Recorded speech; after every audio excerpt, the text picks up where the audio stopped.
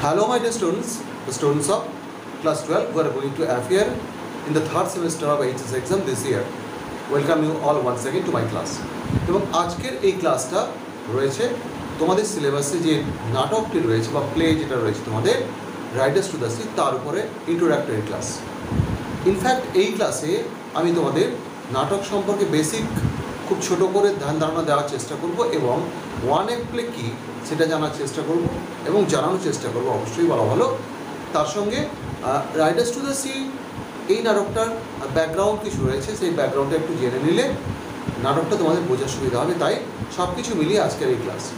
In fact আমরা যদি নাটক বিষয়টা নিয়ে একটু ভাবার চেষ্টা করি সেক্ষেত্রে আশা করব তোমাদের অনেকেরই নাটক বা যাত্রা দেখার অভিজ্ঞতা রয়েছে। ইনফ্যাক্ট যাত্রা এবং নাটক এই দুটো অলমোস্ট সিনোনিমাস টার্মস, কিন্তু বেশি একটা ফারাক রয়েছে। যাই হোক না কেন, আমাদের বঙ্গদেশে বা বাংলায় যেটা যাত্রা আবার থিয়েটার রয়েছে একটা ব্রাঞ্চ, সব কিছু মিলিয়ে মিশিয়ে নাটকের যে বেসিক ধারণা সেটা হচ্ছে এরকমভাবে যে নাটক সাহিত্যের একটা অবশ্যই ধারা, it's a branch of literature, যেখানে আমরা দেখি একটা কাহিনী বা একটা স্টোরি লাইনকে উপস্থাপিত করা হয় থ্রু ডায়ালগস অ্যান্ড কনভারসেশন।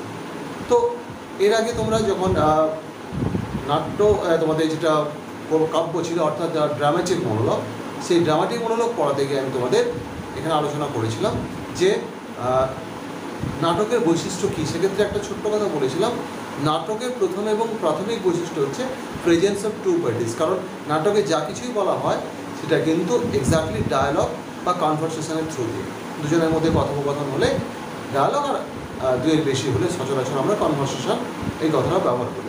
যাই হোক না কেন, তো তাহলে দেখতে পাচ্ছি আমরা কথোপকথনের মধ্য দিয়ে একটা কাহিনী এগিয়ে চলেছে এবং এক্ষেত্রে অথরিয়াল ইন্ট্রুশনের কোনো জায়গা নেই। যেটা নভেলে আমরা দেখি ওখানে কথোপকথন রয়েছে, সঙ্গে কিছুটা কথাবার্তা হওয়ার পরে আবার দেখা গেল অথরের তরফ থেকে কিছু বলা হচ্ছে, আবার দু চারটা কথা আবার অথরের তরফ থেকে কিছু বলা হচ্ছে। এই বিষয়টা কিন্তু এখানে নেই। এখানে লেখককে বা নাট্যকারকে যা কিছুই বলতে হবে, everything should be put in the মাউথস of the characters. That is the first and foremost criteria. তো নাটকের যে বিভিন্ন ঘরানা আমাদের সারা বিশ্ব জুড়ে দেখি, সেই ঘরানাগুলোর মধ্যে বেসিক যে বিভাজনগুলো আমরা দেখি বা ক্লাসিফিকেশন দেখি সেটা হচ্ছে ট্র্যাজেডি, কমেডি, ট্র্যাজি কমেডি। তো ট্র্যাজেডি কাকে বলে, কমেডি কাকে বলে, ট্র্যাজি কমেডি কাকে বলে, সেই সম্পর্কে বিস্তারিত এখানে আলোচনা করার সুযোগ নেই। যে ছোট্ট একটা কথা বলে দিয়েছি যে এই নাটকটি কিন্তু ট্র্যাজেডি ক্যাটেগরিতে বিলং করে। আমি ট্র্যাজেডি সম্পর্কে আলোচনায় আসবো, তবে তার আগে একটু কথা বলে নেওয়া ভালো যে এর আবার সাব ক্যাটেগরি রয়েছে, অর্থাৎ বিভিন্ন যে নাটকগুলো আমরা দেখি তার আবার সাব ক্যাটেগরি রয়েছে।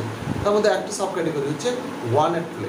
প্র্যাকটিক্যালি এই যে আগের ডিভিশনটা বললাম ট্র্যাজেডি, কমেডি এবং ট্র্যাজি কমেডি, এইগুলো কিন্তু নাটকের বৈশিষ্ট্য, অর্থাৎ তার মধ্যে কী আলোচিত হচ্ছে, what type of content is being treated there and how, কী ধরনের বিষয়বস্তু নিয়ে আলোচনা করা হচ্ছে এবং সেই বিষয়বস্তুটা কীভাবে উপস্থাপিত হচ্ছে, এইগুলোর ভিত্তিতে ঠিক হয় ট্র্যাজেডি, কমেডি বা ট্র্যাজি কমেডি। আর স্ট্রাকচারালি নাটককে আমরা বিভাজন যেটা করে থাকি, ওয়ান অ্যাক্ট প্লে হতে পারে, থ্রি অ্যাক্ট প্লে হতে পারে, ফাইভ অ্যাক্ট প্লে হতে পারে। ব্যাপারটা কি না, টেকনিক্যালি যেরকম আমরা নভেলকে দেখে অনেকগুলো চ্যাপ্টারে ভাগ করা হয়, তেমনিভাবে নাটককে আমরা দেখি কতগুলো পুরো নাটকটাকে পার্টে পার্টে ভাগ করা হয়। বড় নাটকের ক্ষেত্রে এই বিভাজনটা কখনো 3টে পার্ট হয় আর কখনো 5টা পার্ট হয়। এই প্রত্যেকটা পার্টকে আমরা বলি এক একটা করে অ্যাক্ট। আবার প্রত্যেকটা অ্যাক্টকে অনেকগুলো সিন বা দৃশ্যে বিভাজন করা হয়। অ্যাক্ট এই কথাটা বাংলা অর্থে যদি আমরা নাটকের ক্ষেত্রে ধরি তাহলে এটা হচ্ছে অঙ্ক। না, অঙ্ক মানে এখানে ম্যাথামেটিক্স নয়, নাটকের অঙ্ক মানে ওই যে অ্যাক্ট বা বিভাজনগুলোকে বলছি। তাহলে ওয়ান অ্যাক্ট প্লে হচ্ছে একাঙ্ক নাটক, থ্রি অ্যাক্ট প্লে হচ্ছে ত্রিঅঙ্ক নাটক, আর ফাইভ অ্যাক্ট প্লে হচ্ছে পঞ্চমাঙ্ক নাটক। আবার প্রত্যেকটা অঙ্কে কতগুলো দৃশ্য থাকে, ঠিক আছে? তাহলে এই যে ব্যাপারটা এটা টেকনিক্যাল বা স্ট্রাকচারাল একটা ব্যাপার। তো সেক্ষেত্রে দাঁড়িয়ে শুধুই কি তাহলে ওয়ান অ্যাক্ট প্লে মানে একটাই ওখানে অঙ্ক রয়েছে এটুকুতেই শেষ, মানে খুব ছোটো সাইজের নাটক, ব্যাপারটা তা নয়। Actually one act play definitely it's of concise size. Three act বা ফাইভ অ্যাক্ট প্লের তুলনায় একাঙ্ক নাটক বা ওয়ান অ্যাক্ট প্লে অবশ্যই ছোটো নাটক। এবং জেনারেলি এটা আমরা দেখি কি এই নাটকে ক্যারেক্টার্স খুব কম থাকে, ঠিক আছে? কখনো কখনো দুজন ক্যারেক্টারকে নিয়ে ওয়ান অ্যাক্ট প্লে হয়, ঠিক আছে? 2, 3, 4, 5 ম্যাক্স এরকম ক্যারেক্টারগুলো আমরা দেখি। কি হয়তো খুচরো কিছু ক্যারেক্টার থাকতে পারে, যেমন এই নাটকেও কিছু খুচরো ক্যারেক্টার রয়েছে। এই যে চরিত্রগুলো তাদের মধ্যে যে ইন্টারাকশান হচ্ছে আমরা তার স্প্যানটাও আমরা দেখি একটা নির্দিষ্ট টাইমের মধ্যে, ম্যাক্স টু ম্যাক্স আর যদি দেখা যায় হয়তো 24 ঘন্টা বা কয়েক ঘন্টার কাহিনী বা ঘটনা নিয়ে কাহিনী বলা ভালো, না বলে বলা ভালো যে ঘটনা প্রবাহ, সেটা কয়েক ঘন্টার হতে পারে, আরও অল্প সময়ের মধ্যে হতে পারে। ম্যাক্স টু ম্যাক্স দেখা যায় মোটামুটি 24 ঘন্টা এক্সিড করে না, ওয়ান নাইট প্লে যেগুলো রয়েছে 24 ঘন্টার বেশি এক্সিড করে না। তো এই যে ছোট্ট করে পরিসরের ঘটনা নেওয়া হলো এবং অল্প সংখ্যক ক্যারেক্টার, এবং সেই যে তার মধ্যে আমরা ঘটনা প্রবাহ বা অ্যাকশন যেটা দেখি, সেই অ্যাকশনটা কিন্তু কনসেন্ট্রেটেড হয় উইদিন এ পার্টিকুলার স্পট, একটা নির্দিষ্ট জায়গার মধ্যেই কনসেন্ট্রেটেড। বড় বড় নাটকে যেগুলো আমরা দেখি, এই দৃশ্য দেখা গেল হয়তো একটা শহরের রাজপথে, ওই দৃশ্য দেখা যাবে হয়তো নদীর পাড়ে, পরের দৃশ্য দেখা যাবে হয়তো বাসের মধ্যে, পরের দৃশ্য দেখা যাবে মন্দিরে। এইরকম কন্টিনিউয়াস শিফটিংটা আমরা এখানে দেখি না। এখানে আমরা যেটা দেখি যে জায়গায় অ্যাকশনটা শুরু হলো, নাটকটা অবতারণা করা হলো, সেইখানে মোটামুটি ব্যাপারটা শেষ হয়। তো ইট ইজ কনসেন্ট্রেটেড বা বলা হল it is confined within a particular spot place মানে আমি বলতে চাইছি খুব ছোটো করে জায়গার মধ্যে। এবং সবচেয়ে যেটা বড় বিষয় এখানে, এই নাটকের মধ্যে আমরা 3টে ড্রামাটিক ইউনিটিস মেনটেন হতে দেখি: unity of time, unity of place আর unity of action. Unity of time আগেই বলেছি, এটা অ্যাকচুয়ালি প্রাচীন গ্রিসের যে ট্র্যাজেডি লেখা হতো সেখানে এই 3 ধরনের ইউনিটি মেনটেন করা হতো। এখানে ইউনিটি বলতে কিছু বৈশিষ্ট্য আর কি, মানে এখানে ওই যে বললাম টাইমটা খুব শর্ট হতে হবে 24 ঘন্টার মধ্যে। ইউনিটি অফ প্লেস মানে একটা নির্দিষ্ট জায়গার মধ্যে কনফাইন্ড থাকবে। আর ইউনিটি অফ অ্যাকশন মানে হচ্ছে হ্যাভেজার ওয়েতে ঘটনাগুলো ঘটছে না, ওকে, একদম একটা নির্দিষ্ট জায়গার মধ্যে সিস্টেমেটিক পরপর মোটামুটি কনসিকোয়েন্স যেটা মানে সিকোয়েন্স যেটা থাকে, এবং আলটিমেটলি যেটা সিকোয়েন্সগুলো বইয়ে গিয়ে আমরা কনসিকোয়েন্স পৌঁছাই, সেই sequence and resulting finally into consequence, এই পুরো সিরিজটা কিন্তু যেরকম যেরকম ঘটে পুরো প্রবাহটা ঠিক সেভাবেই আমরা নাটকে উপস্থাপিত হবে। এটা হচ্ছে ইউনিটি অফ অ্যাকশন। তো unity of place, unity of time and unity of action এখানে মেনটেন হয়। তো এই যে বৈশিষ্ট্যগুলো আমরা এই নাটকেও দেখব। এখানে ক্যারেক্টার্স খুব কম এবং তার সঙ্গে একটা নির্দিষ্ট জায়গায় রয়েছে, সাইজের একটা কনসাইজ ছোট্ট নাটক, এবং এর মধ্যে 3 ধরনের ইউনিটিও রয়েছে। তো মোটামুটি ওয়ান নাইট প্লে হিসাবে আমরা এই নাটকটাকে যখন বিচার করবো, যদি কোনো প্রশ্ন আসে তখন এই বিষয়গুলো কিন্তু মাথায় রাখতে হবে। প্রশ্ন এলেও আসতে পারে কোন ক্যাটেগরিতে পড়ে, বা ওয়ান নাইট প্লে হিসাবে এই নাটক কী কী বৈশিষ্ট্য এখানে মেনটেন করছে, ঠিক আছে। বা বলা যেতে পারে যে unity of place, unity of time, third unity আমরা কী দেখি নাটকে, এই সমস্ত স্ট্রাকচারাল কিছু টেকনিক্যাল প্রশ্ন এলেও আসতে পারে। তো এরপরে আমরা চলে যাবো নাটকের ব্যাকগ্রাউন্ডে। Actually this play is the result of the nationalistic movement of Ireland in the last part of the 19th century and early part of the 20th century. অর্থাৎ ঊনবিংশ শতাব্দীর শেষ ভাগে এবং বিংশ শতাব্দীর প্রথম ভাগে যে তীব্র জাতীয়তাবাদী আন্দোলন তৈরি হয়েছিল আয়ারল্যান্ডে ইংল্যান্ডের বিরুদ্ধে, ইংল্যান্ডের যে ওখানে কর্তৃত্বের বিরুদ্ধে, ইংল্যান্ড ওখানে দাদাগিরি করতো, সেই ব্যাপারটা আমি আসছি একটু পরে। সেই জাতীয়তাবাদী আন্দোলনের ফলশ্রুতি হচ্ছে এই নাটক। শুধু এই নাটক না, আরও বহু কিছু ওখানে লেখা হচ্ছিল সেই সময়টায়, তার একটু টাচ জেনে নেওয়া হলো। অ্যাকচুয়ালি এখানে বলা হলো যে ইংল্যান্ড দীর্ঘকাল স্কটল্যান্ড এবং আয়ারল্যান্ডের উপরে নিজেদের আধিপত্য দেখিয়েছে, পলিটিক্যাল আধিপত্য, এবং একই সঙ্গে যখনই দেখা যাচ্ছে কোনো শক্তি শুধু ইংলিশ কলোনিয়াল পাওয়ার না, অল ওভার দ্য ওয়ার্ল্ড যে সমস্ত কলোনিয়াল পাওয়ার অন্যের উপর আধিপত্য করেছে, তারা সেখানে সবসময় চেষ্টা করে যে মানুষকে পলিটিক্যালি সাপ্রেস করে রাখার সঙ্গে সঙ্গে কালচারালিও তাদেরকে ডিনাই করা বা তাদেরকে সাপ্রেস করে রাখা। এবং এটা করতে গিয়ে তারা করতো কি, ওখানকার যে লোকাল যে কালচার রয়েছে সেই কালচারকে পুরোপুরি অস্বীকার করা বা তার অস্তিত্ব স্বীকার না করা বা তাকে ইনফিরিয়ার করে সবসময় প্রতিপন্ন করা। এর কারণটা হচ্ছে কি না, একটা জনগোষ্ঠীকে যদি আমি পলিটিক্যালি উইন করি বা পলিটিক্যাল তারপর যদি আমি সুপ্রিমেসি চাপাই, ডমিনেট করি, তাকে আমি কখনোই ফর লং টাইম ডমিনেট করতে পারবো না যদি না তাদেরকে কালচারালি ডমিনেট করতে পারি, বা তাদের মনে এই ধারণা ঢুকিয়ে দিতে পারি যে তোমাদের থেকে আমি পলিটিক্যালিও নয়, কালচারালিও superior, so I am superior in every respect to you, so it's my duty, it's my right to rule. তো এই জায়গায় দাঁড়িয়ে ইংরেজরা যেখানেই গেছে তারা এই কালচারাল সাপ্রেশনটা করেছে, এবং সেক্ষেত্রে দাঁড়িয়ে আয়ারল্যান্ড বহুক্ষেত্রেই শুধু কালচারাল সাপ্রেশন তাই না, ওদের যদিও সোকল প্রতিনিধিত্ব থাকতো ইংল্যান্ডে। অ্যাকচুয়ালি আমরা গ্রেট ব্রিটেনের মধ্যে যে কনসেপ্টটা বুঝি, ইংল্যান্ড, আয়ারল্যান্ড, স্কটল্যান্ড এবং তার সঙ্গে হয়তো ওয়েলসকে আমরা জুড়ে দিই। তো এই গ্রেট ব্রিটেন বা ইউকে বা ইউনাইটেড কিংডম মেনলি 4টেকে নিয়ে, ইংল্যান্ড, আয়ারল্যান্ড, স্কটল্যান্ড এবং ওয়েলস। আর ইংল্যান্ড, আয়ারল্যান্ড, স্কটল্যান্ডকে এদেরকে নিয়ে আমরা বলি গ্রেট ব্রিটেন বা ব্রিটেন। তো এরা ইংরেজরা করতো কি, যে তোমাদের প্রতিনিধি আমাদের আইনসভায় রয়েছে, সো তোমাদের কোনো অভিযোগের জায়গায় নেই, এইভাবে একটা স্টান্স বা অবস্থান নিত। কিন্তু তাদের প্রতিনিধিত্ব এত কম থাকতো, এত নমিনাল, তো নিগড় থাকতো যে ওদের কোনো ভূমিকাই থাকতো না। মানে বিষয়টা হচ্ছে এরকমভাবে, আজকে যদি একটা লোকসভায় বা বিধানসভায় বা কোনো রাজ্যে দেখি আমরা, আমাদের দেশের লোকসভা বা কোনো রাজ্য বিধানসভায় একটা পার্টি যদি দেখা গেলো 2-4 জন হয়তো নির্বাচিত জনপ্রতিনিধি রয়েছে, তাহলে দেখা যাবে ওখানে হয়তো সিট বা আসন রয়েছে 200, তার মধ্যে হয়তো 5 জন কোনো একটা পার্টি রয়েছে কি 2 জন রয়েছে, তার সেই পার্টির প্রতিনিধিত্ব আছে, কিন্তু ওর অ্যাকচুয়ালি ইফেক্টিভনেস কিছু নেই। ফলে ম্যাক্সিমাম যে সমস্ত আইন পাস হয়ে যেত, সেই আইনগুলো হতো ইংল্যান্ডের ফেভারে এবং আয়ারল্যান্ডের এগেনস্টে, এবং দীর্ঘকাল ইংল্যান্ড আয়ারল্যান্ডকে এক্সপ্লয়েট করেছে। তো সেই জায়গায় দাঁড়িয়ে আয়ারল্যান্ডের মানুষের মধ্যে খুব পুঞ্জীভূত মানে ভেতর হতে হচ্ছিল, তার আউটবাসটা ঘটছিল না। তো দেশের মানুষের এই যে একটা রিজেন্টমেন্ট, ক্ষোভ, বিক্ষোভ, এটাকে চ্যানেলাইজ করার জন্য ডব্লিউ.বি. ইয়েটস, জেমস সিঞ্জ, আমাদের মডগন, লেডি গ্রেগর, এরকম বেশ কিছু লিটারারি পার্সন তারা একটা নতুন উপায় নেন। তারা লিটারারি রিভাইভাল ঘটান।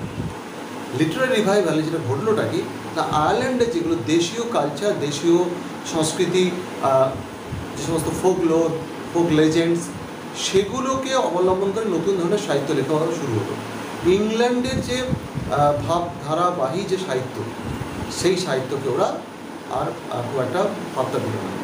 এবং সেইখানে দাঁড়িয়ে যখন আমরা দেখলাম যে 19 শতাব্দীর শেষ ভাগে আইরিশ রিপাবলিকান ব্রাদারহুড একটা গ্রুপ তৈরি হলো, সেখান থেকে আইরিশ রিপাবলিকান আর্মি, যেটা কিন্তু পলিটিক্যালি পরে কনভার্ট করে গেল এই গ্রুপটাই, এবং তারা স্বাধীনতার আন্দোলনের জন্য লড়াই প্রস্তুত হলো।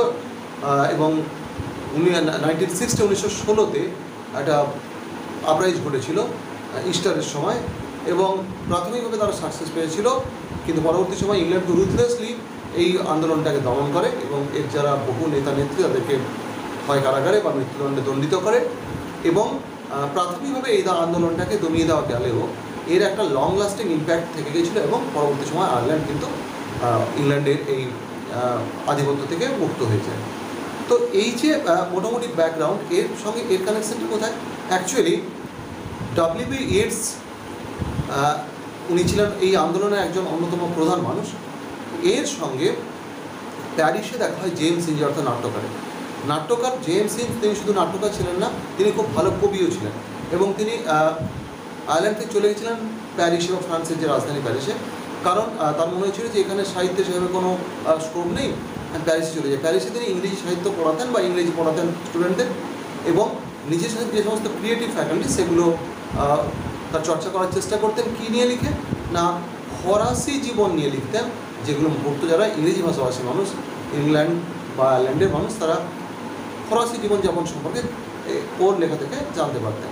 বিষয়টা কি না, সেই সময় ফরাসি কালচার খুব ফ্লারিশিং একটা স্টেজ ছিল, এবং ইউরোপের মধ্যে খুব লিডিং পায়োনিয়ার একটা জায়গা বরাবরই যে ফ্রান্সের প্যারিস আমরা দেখেছি এই সমস্ত ক্ষেত্রে লিড করেছে, পায়োনিয়ারিং একটা রোল নিয়েছে। এবারে বিষয়টা হবে কোথায়, ইভেনচুয়ালি এই সময় দেখা হয়ে যায় আমাদের ডব্লিউ.বি. ইয়েটসের সঙ্গে জেমস সিঞ্জের। ডব্লিউ.বি. ইয়েটস, মানে এটা বলা হয় যে it's a fateful meeting, it was the fateful meeting in Synge's life. W B. Yeats এর মধ্যে ক্রিয়েটিভ যে বিশাল একটা সম্ভাবনা দেখেন, তখন তিনি তাকে বোঝান যে তুমি বাবু দেশে ফিরে এসো। দেশের যারা সাধারণ মানুষ, ফোক যারা পিপল, তাদের জীবন নিয়ে, তাদের জীবনের কাহিনী নিয়ে, আমাদের দেশের যে সমস্ত একদম প্রোডাক্ট অফ দ্য সয়েল যে সমস্ত কাহিনী রয়েছে, যে কন্টেন্টস রয়েছে, যে সাবজেক্ট ম্যাটার্স রয়েছে, সেগুলো নিয়ে লেখো।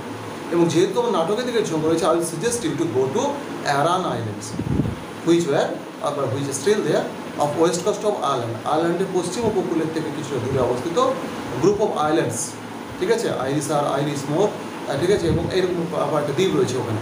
তো সেইখানে যাও, এবং সেই দ্বীপে যে মানুষজন রয়েছে যারা দীর্ঘকাল মূল ভূখণ্ড থেকে বিচ্ছিন্ন অবস্থায় একটা অন্যরকম জীবনযাপন করছে, যারা প্রকৃতির দ্বারা প্রতিনিয়ত নিপীড়িত, সেখানে প্রচুর মানুষ সমুদ্রের কারণে মারা যায়, তবুও তারা কিন্তু ওখান থেকে ছেড়ে চলে আসে, তারা তাদের সেই ট্র্যাজিক লাইফটা ওখানে কন্টিনিউ করে যায়।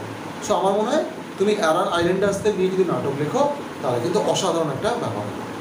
তো এই সাজেশন শুনে আমাদের জেমস সিঞ্জ উনি যাবেন অ্যারান আইল্যান্ডে, এবং সেখানে তিনি বসবাস করবেন, মানুষের সঙ্গে মিশবেন, ওখানে যারা চাষি মানুষ, যারা ফিশারম্যান, যারা পেজেন্টস, তাদের সঙ্গে মেলামেশা করে তাদের জীবন সম্পর্কে জেনে ওখানকার লোকাল সমস্ত কাহিনী জেনে, এবং সবচেয়ে বড় কথা তাদের জীবনের মধ্যে যে বেসিক লড়াইটা রয়েছে কার এগেনস্টে, প্রকৃতি তথা নিয়তির এগেনস্টে, সেই লড়াইটার দ্বারা তিনি ওভারওয়েম হয়ে যাবে। যে যেখানে আগে একটা পরিবার হয়তো জানাবে, সেখানে যারা পুরুষ সদস্য তারা অলমোস্ট শেষ হয়ে গেছে সমুদ্রে যেতে গিয়ে, তাও তারা এখান থেকে ছেড়ে যাওয়ার কথা কখনো ভাবে না। এই যে একটা অদ্ভুত ধরনের তাদের জীবন, এটা জেমস হিঞ্চকে খুব অ্যাট্রাক্ট করবে, এবং তিনি তাদের কাছ থেকে এই সমস্ত মেটেরিয়ালস জেনে নিয়ে, মানে তার কালেক্ট করে নিয়ে এসে এবং তিনি নাটকটা লিখবেন। এবং এই নাটকটা অসাধারণ একটা সাফল্য পাবে। অ্যাকচুয়ালি আয়ারল্যান্ডে দুটো থিয়েটার তৈরি হয়েছিল, হচ্ছে আইলিস লিটারারি থিয়েটার, আর একটা ছিল তোমার মোস্ট প্রবাবলি অ্যাবি থিয়েটার। একটা হচ্ছে 1899 প্রতিষ্ঠিত হয়েছিল, আর একটা 1900, যদি ভুল না মনে থাকে 1910। তো এই দুটো থিয়েটারে যে নাটকগুলো অভিনীত হতো, ইনি লিখতেন সিন ওকেসি বলে একজন ছিলেন, তার নাটক লেখা মানে ওখানে অভিনীত হতো। এই নাটকগুলো মানুষকে জাস্ট চার্ম করে দিল নতুন ধরনের, কারণ একদম তাদের ভাষাটাকে তুলে আনলেন তিনি, তাদের জীবনের শুধু কাহিনী নয়, তাদের ভাষাটাকেও তুলে আনলেন। ফলে পুরো নতুন ধরনের একটা নাটক, এবং যে নাটকটা আয়ারল্যান্ডের মানুষকে, শুধু এই নাটক বলে তাই নয়, যে সমস্ত সাহিত্য লেখা হলো আয়ারল্যান্ডের মানুষকে তাদের দেশকে নতুন করে ভাবতে শুরু করালো আর কি। They were made to think about their own country, feel about the country, এবং দেশ নিয়ে যখন মানুষ ভাবতে শুরু করবে, দেশকে ভালোবাসতে শুরু করবে, তখনই ন্যাশনালিস্টিক যে জিদ তাদের মধ্যে অটোমেটিক্যালি জাগরিত হবে, আর সেটা আলটিমেটলি দেশের উপর যারা খবরদারি করে তাদের বিরুদ্ধে চলে যাবে। ফলে এটা ছিল একটা মোটামুটি রিলেশন। এবং এই যে নাটকটা, এই নাটকটা আমি এর আগেই বলেছিলাম যে ইটস এ ট্র্যাজেডি।